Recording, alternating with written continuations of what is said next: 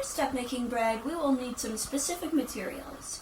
You will need whole wheat flour, all-purpose white flour, gluten, which you can buy at a health food store, salt, yeast, some hot water, a large bowl and a stirring spoon, a 1 cup measuring cup, and of course, measuring spoons. Okay, step 1. We've got to make the bread batter. First, we'll take our whole wheat flour and measure 1 cup. It doesn't have to be an exact cup. Pretty close. There we go. Pour it in the bowl.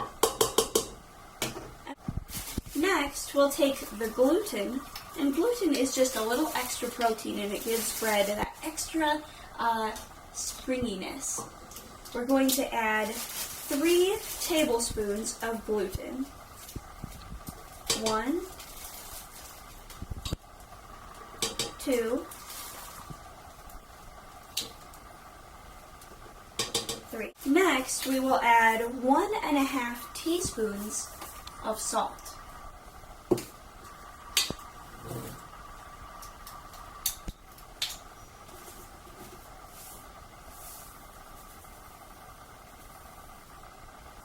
One and a half.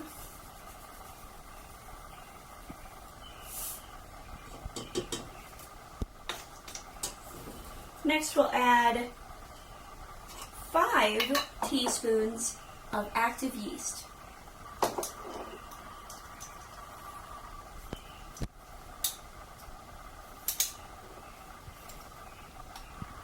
One, 2, 3, 4, 5. Now I'm doing this a little bit out of order, but I'm going to add 1 more cup of white flour. Add 1 cup. Doesn't have to be perfect. Dump it in.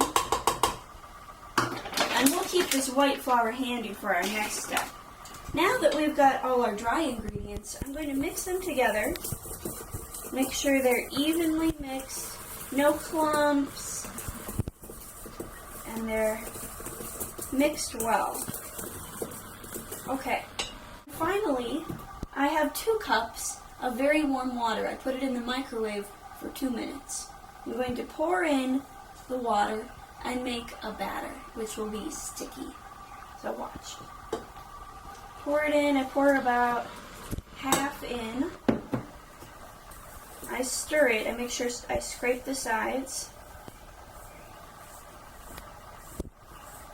And now I pour the other half in.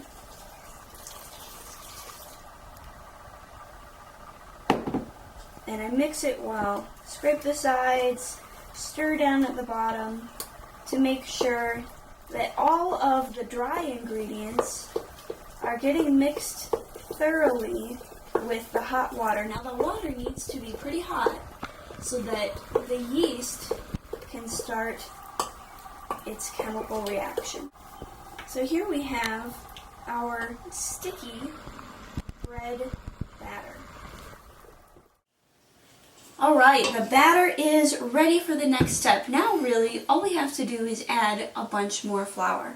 I've just got the white all-purpose flour out for the rest of this project. So first I'm going to add 1 cup of flour at a time. So far we have 2 cups in there already. I'm hoping to get up to 6 cups in there total, but we might have to stop at 5. So I'm going to dump in my flour 1 cup at a time and stir it.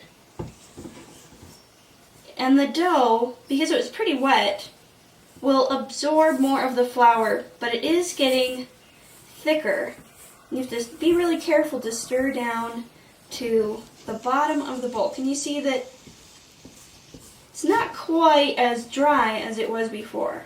It's getting pretty sticky. We're definitely ready for another cup of flour. This is our 4th cup of flour.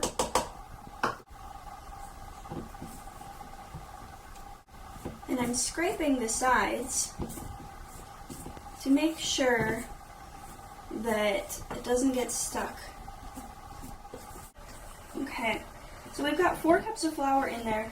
Now we can knead in a little bit of flour, and knead is really another term for, we can say, massage or work the dough. So I put down a little flour on our clean countertop, pour the dough out. Alright, set our spoon aside. And now, what I like to do for kneading the dough is I fold the dough back on itself. And this is a really good way, it's a little bit better than the spoon, to work in more flour.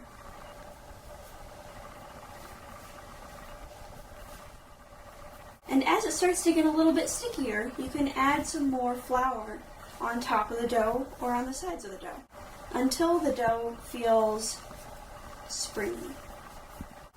Okay, we are almost done with our dough. And a good test to make sure that your dough has been kneaded enough and has enough flour in it is to push it, and then we'll see if it springs back. Yep, it looks like it's pretty much ready. It's not coming back. Step 3 is pretty easy. The first step, we cleaned out the bowl. It's ready to go. We're going to add a little bit of butter to coat the inside of the bowl. What I like to do is I took the butter out of the fridge for about 10 minutes to let it get soft. Smear the butter in an even coat on the inside of the bowl. Now we'll take our dough that we finished, put it in the bowl, and then you want to turn the dough so that it gets coated by butter. And what I do is I kind of juggle the bowl. And now we'll just give our dough a little bit of time to rise. We don't want it to get dried out. So you take any plastic bag, put it over the top of the bowl, and put it someplace warm. And finally, set your kitchen timer for about 1 hour.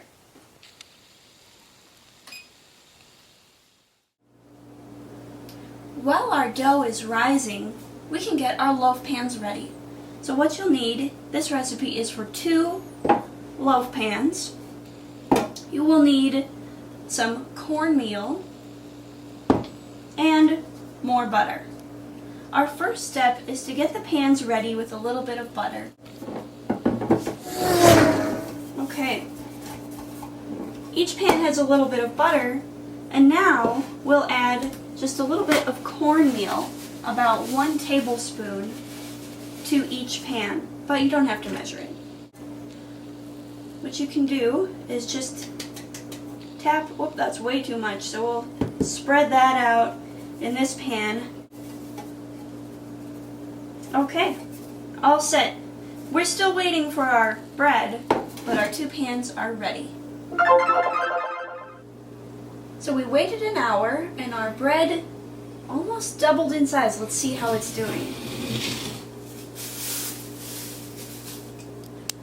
Not too bad. If you look closely, you can see that the yeast has made some very large bubbles in our dough. I'm going to put a little flour on the countertop so that the dough doesn't stick to it. And our first step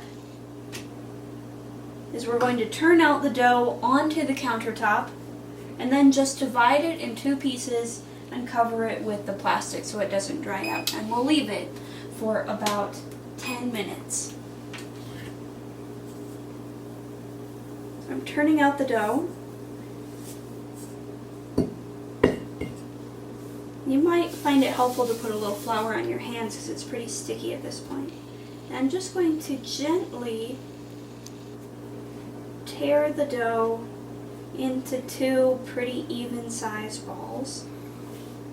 I'm just going to cover it in a little flour. Set them apart. Cover them loosely with a plastic bag just so they don't get dried out, and wait about 10 minutes. Okay, the bread has risen for about 10 minutes. It's gotten significantly bigger, as you can tell. Now what we're going to do is reshape the bread, put it in our already buttered and cornmeal loaf pans, and let it sit for 40 minutes while it rises again. The way we make a nice shape to go into the loaf pans is you can kind of stretch out the dough just a little bit.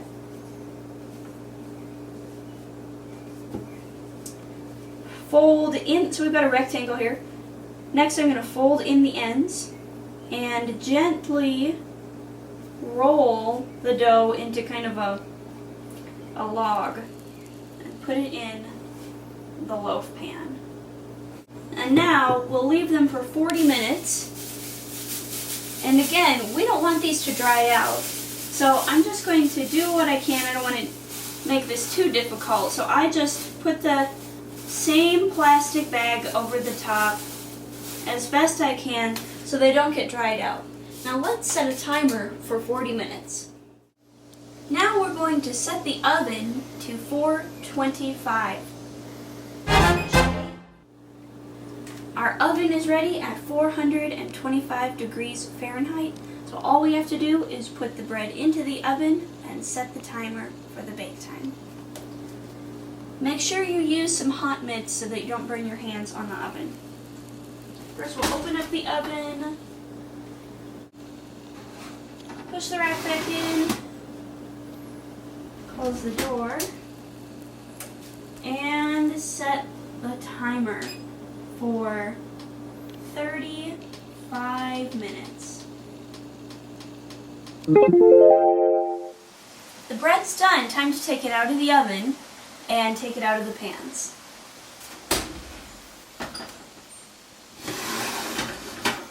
Turn off the oven at this time too.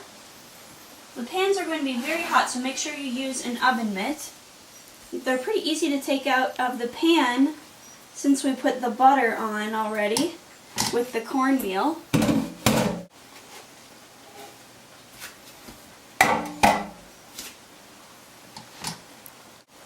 It's a good idea to let them cool off for a little while before you test them. Finally, we have our loaf of bread. Let's test it.